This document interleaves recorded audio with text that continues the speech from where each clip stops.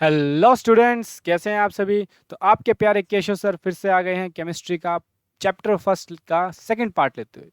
पहले चैप्टर के पहले पार्ट में हमने क्या क्या पढ़ा था कि केमिकल रिएक्शंस क्या होती है, उसकी इक्वेशन कैसे लिखते हैं, कितने टाइप की केमिकल रिएक्शन है और उनमें से हमने कितनी पढ़ ली थी, 2 पढ़ ली थी। आज कितनी बच गई, 3 और बच गई जो आज हमें इस वीडियो में पढ़नी है।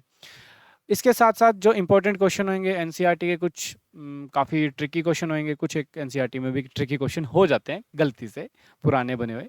ओके, तो उनको हम सॉल्व करेंगे। तो शुरू करते हैं लेक्चर।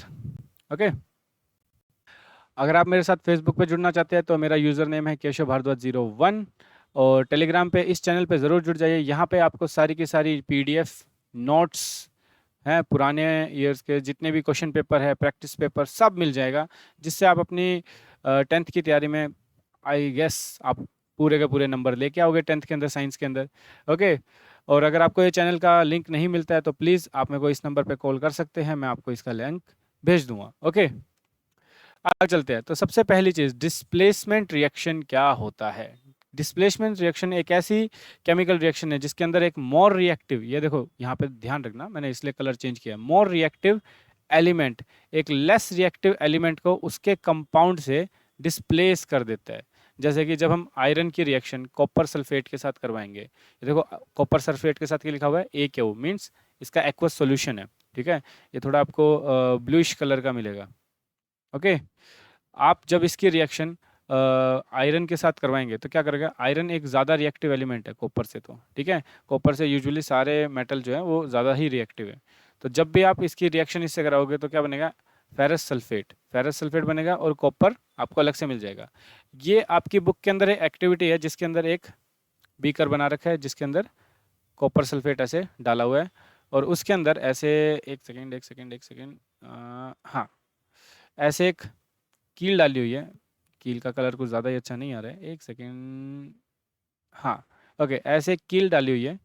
ठीक है, आयरन नेल जिसे आप कह रहे हो। तो क्या होगा, जैसे ही आप इसको आयरन नेल को कॉपर सल्फेट के अंदर डालोगे तो इसके ऊपर ना छोटे छोटे डॉट्स बनने लग जाएंगे। ये डॉट्स किसके होंगे, ये होंगे कॉपर के। ओके, ये क्या हो रहा है, कॉपर डिस्प्लेस हो रहा है और कॉपर की जगह सॉल्यूशन में क्या घुस रहा है, क्या बन रहा है, फेरस सल्फेट। ऐसे ही जब आप लेड को कॉपर क्लोराइड से रिएक्ट करोगे तो लेड क्लोराइड बनेगा, प्लस में कॉपर आपको अलग से मिल जाएगा। सेम चीज़ आपको ऐसे ही देखने को मिलेगी।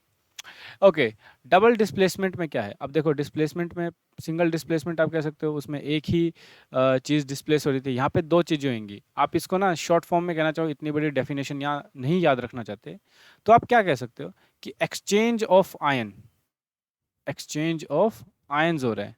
ठीक है, जैसे कि आप इसमें कह सकते हो सोडियम सल्फेट को जब बेरियम क्लोराइड के साथ रिएक्ट कराया जाता है तो देखो ये किस में टूटेगा, बेरियम 2 पॉजिटिव और क्लोराइड नेगेटिव, ये किस में टूटेगा, Na positive and SO4 2 negative.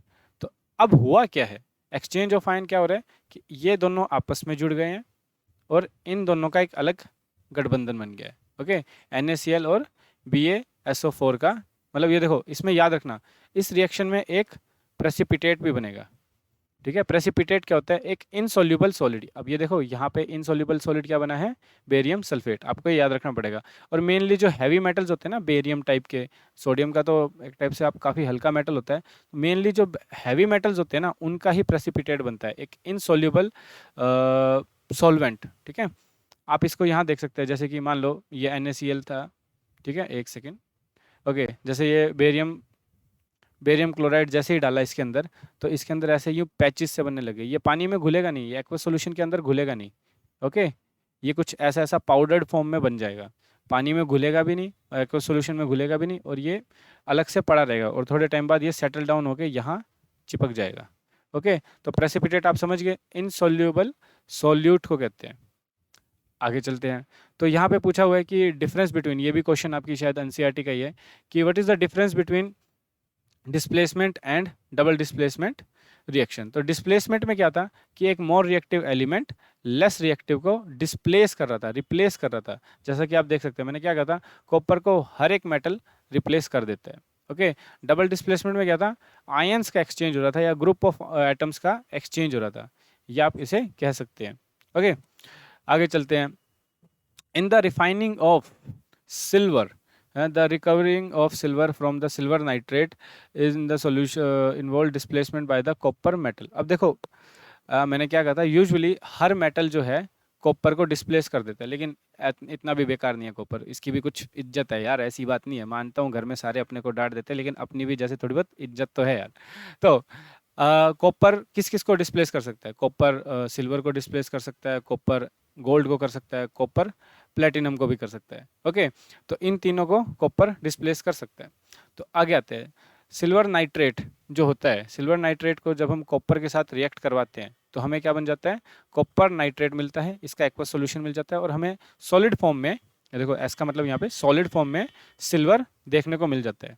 Okay, आप इसको ऐसे लिख सकते हैं, नहीं तो आप इसको बैलेंस जरूर करना। अच्छा बैलेंस तो है, क्या बात है, भूल जाता हूँ यार मैं। आगे चलते हैं, ये आपकी एनसीईआरटी का 15th क्वेश्चन है। What do you mean by precipitation reaction and explain with example. Any reaction, ऐसी कोई भी रिएक्शन जिसके अंदर एक इनसोल्यूबल सॉलिड या सोल्यूट बन रहा हो। इनसोल्यूबल, कई बुक में सोल्यूट मिलेगा आपको, इनसोल्यूबल सॉलिड या सोल्यूट बन रहा हो, प्रेसिपिटेट बन रहे हो, उसको हम क्या कहते हैं? Precipitation reaction. मेनली जितनी भी डबल डिस्प्लेसमेंट रिएक्शन होती है ना, डबल डिस्प्लेसमेंट रिएक्शन होती है, वो सारी की सारी प्रेसिपिटेट ही बनाती है। ठीक है, जैसे कि आप यहाँ देख सकते हो, Na2 सोडियम कार्बोनेट है, कैल्शियम क्लोराइड के साथ जब रिएक्ट कराया तो कैल्शियम कार्बोनेट बना एंड सोडियम क्लोराइड। अब मैंने क्या कहा था, आपको कैसे याद रहे कि किस चीज़ का प्रेसिपिटेट बनेगा? मैंने क्या कहा था, इन दोनों में से हैवी मेटल कौन सा है? हैवी कैसे पता करेंगे? सोडियम का एटॉमिक नंबर, सॉरी, सोडियम का एटॉमिक मास कितना है? 23, और कैल्शियम का कितना है? 40। तो दोनों में से हैवी कौन सा है? ये। तो इसलिए सॉलिडिफाई यही होगा, यानी इसी के प्रेसिपिटेट्स बनेंगे। ठीक है, मेनली ये तुक्का काम करेगा। ठीक है, आगे चलते हैं। अब आ जाता है सबसे इंपॉर्टेंट, इस चैप्टर की सबसे इंपॉर्टेंट जान, रेडॉक्स रिएक्शन। रेडॉक्स रिएक्शन को आप कह सकते हो रिडक्शन एंड ऑक्सीडेशन रिएक्शन। इस चीज़ के अंदर क्या होता है, ये देखो ये वाली रिएक्शन, ये चीज़ आप चाहे याद करना चाहो ना रखना चाहो, इस रिएक्शन में क्या हो रहा है एक्चुअल में? कोई आयंस नहीं एक्सचेंज हो रहे हैं, एक्चुअल में क्या हो रहा है? इलेक्ट्रॉन्स का ट्रांसफर हो रहा है बिटवीन टू स्पीसीज। ठीक है, इसको थोड़ा आसानी से समझना चाहो, तुम्हारी बुक में एनसीईआरटी में जो लिखा हुआ है, ऑक्सीडेशन का क्या मतलब है? एक सिंपल ऐसा प्रोसेस जिसके अंदर गेन ऑफ ऑक्सीजन हो रहा हो, या फिर और है, ये और का मतलब या, इंग्लिश में या वाला या। ओके, एक सेकेंड, हाँ। तो या फिर क्या हो रहा है? लॉस ऑफ हाइड्रोजन, या तो कोई स्पीसीज, कोई एलिमेंट ऑक्सीजन को गेन कर रहा हो, या फिर हाइड्रोजन को लूज कर रहा हो, उसे हम क्या कहेंगे? ऑक्सीडेशन। रिडक्शन इसका अपोजिट होता है, ऐसा प्रोसेस जिसके अंदर गेन ऑफ हाइड्रोजन हो रहा हो, हाइड्रोजन ले ही जा रही हो, मतलब किसी एलिमेंट के साथ हाइड्रोजन जुड़ रहा हो, या फिर ऑक्सीजन लूज हो रहा हो, उस एलिमेंट को ऑक्सीजन छोड़ के जा रहा हो, तो उसको हम क्या कहेंगे? रिडक्शन। ओके, आगे देखते हैं, इसके एग्जाम्पल से आप देख पाओगे कि जैसे कि यहाँ पे क्या हो रहा है। अब ये है कॉपर ऑक्साइड और ये है हाइड्रोजन। जब कॉपर ऑक्साइड को के ऊपर से हमने जब हाइड्रोजन गैस को पास किया तो यहाँ पे H2O बना। ठीक है, तो यानी हाइड्रोजन के साथ क्या हुआ? ऑक्सीजन जुड़ गया, तो इसका हो गया ऑक्सीडेशन। ठीक है, यहाँ से रिमूवल ऑफ ऑक्सीजन हुआ तो आप क्या कह सकते हो? रिडक्शन। चाहे हाइड्रोजन ऐड ना हुआ हो, लेकिन ऑक्सीजन तो रिमूव हुआ है ना। ठीक है, अच्छा, ऑक्सीडाइजिंग एजेंट क्या होता है? ऑक्सीडाइजिंग एजेंट वो होता है जो ऑक्सीजन देता है, और रिड्यूसिंग एजेंट वो होता है जो हाइड्रोजन देता है या फिर ऑक्सीजन को गेन करता है। तो यहाँ पे रिड्यूसिंग एजेंट कौन सा हो गया? यहाँ पे रिड्यूसिंग एजेंट हो गया हाइड्रोजन, और यहाँ पे ऑक्सीडाइजिंग एजेंट क्या हो गया? Copper oxide. ओके, तो इस चीज़ को याद रखना, जिसका खुद का रिडक्शन हो रहा है, जिसका खुद का रिडक्शन हो रहा है वो ऑक्सीडाइजिंग एजेंट है, और जिसका खुद का ऑक्सीडाइजेशन हो रहा है वो रिड्यूसिंग एजेंट है। ये उल्टे होते हैं, याद रखना। ठीक है, रिड्यूसिंग एजेंट का, ठीक है, इसको याद रखना, रिड्यूसिंग एजेंट का खुद का क्या हो रहा होता है? ऑक्सीडाइजेशन, और ऑक्सीडाइजिंग एजेंट का खुद का क्या हो रहा होता है? रिडक्शन। ठीक है, अपने नोट्स में मैंने ये चीज़ नहीं लिखी हुई है, प्लीज़ इसको ज़रूर लिख लेना। ठीक है, नोट डाउन करते चलो कोई चीज़ें, क्योंकि देखो नोट्स मैं मानता हूँ आपके पास मिल जाएंगे, लेकिन वो मेरी मेहनत से बने हुए हैं, आप भी कुछ करोगे तो याद रहेंगी आपको कुछ एक चीज़ें। ओके, ऐसे नहीं तो एट द एंड में तुम उठाओगे और वो कुछ ही काम के नहीं आएंगे, एकदम से इतना सारा बर्डन आपको लगेगा कि क्या है। कुछ कुछ दिन में अपने नोट्स के ऊपर से धूल उतारते रहा करो यार। ओके, आगे चलते हैं। एनसीईआरटी का एक्सरसाइज का 17th क्वेश्चन, इसके अंदर क्या कहा गया है? एक शाइनी ब्राउन कलर का एलिमेंट है जिसका नाम हमें हम नहीं पता, उसका नाम है एक्स। अब अपनी एक्स को याद मत करने लग जाना, ठीक है? जिसको हमने एक हॉट एयर से पास किया तो उसका कलर कैसा हो गया? ब्लैक हो गया।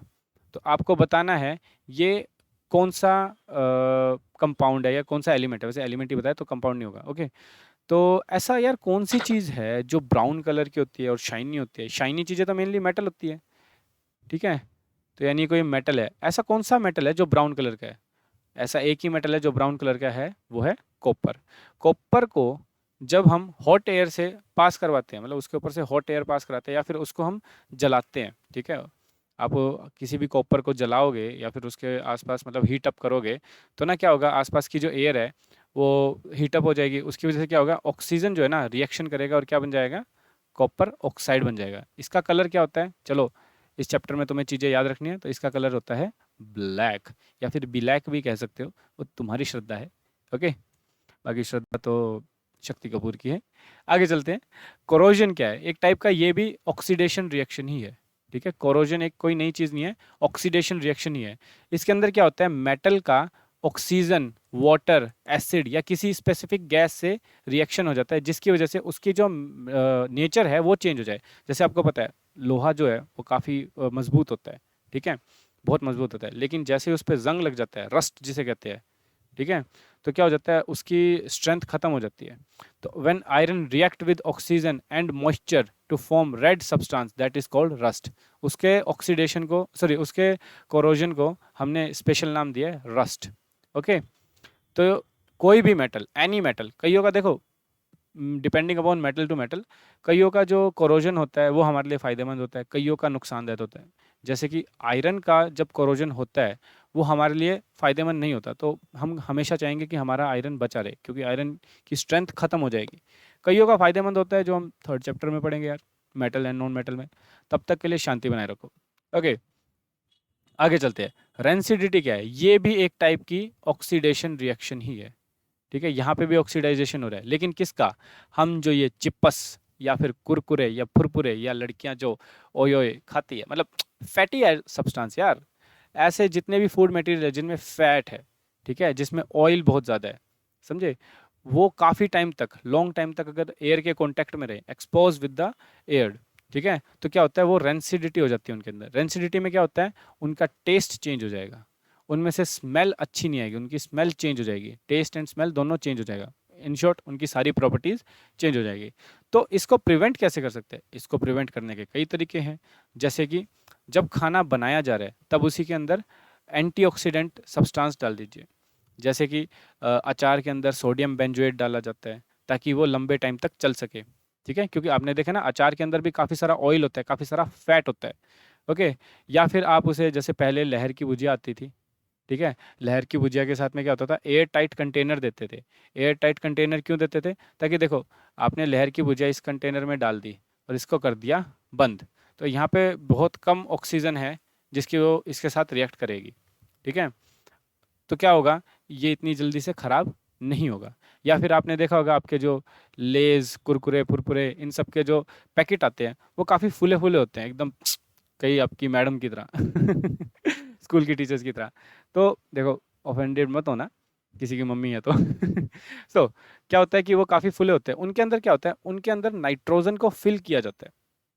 नाइट्रोजन को क्यों फिल किया जाता है? क्योंकि नाइट्रोजन जो है ना, नाइट्रोजन के ऊपर क्या होता है? नाइट्रोजन नाइट्रोजन के साथ ट्रिपल बॉन्ड के साथ जुड़ा होता है। कोवलेंट बॉन्ड को तोड़ना बड़ा मुश्किल होता है और सिंगल बॉन्ड ही तोड़ने मुश्किल है, तो यहाँ पे तो तीन तीन है यार। एक लठ तोड़ना ही मुश्किल था तो तीन तीन को कैसे तोड़ोगे? सो नाइट्रोजन जो होता है ना वो काफ़ी इनर्ट गैस है, क्या कह सकते हैं? नोबल गैस कह लो या फिर आइडियल गैस कह लो। ये जल्दी से ओ किसी के साथ रिएक्ट नहीं करता, नो रिएक्शन, ठीक है? कोई रिएक्शन शो नहीं करता है।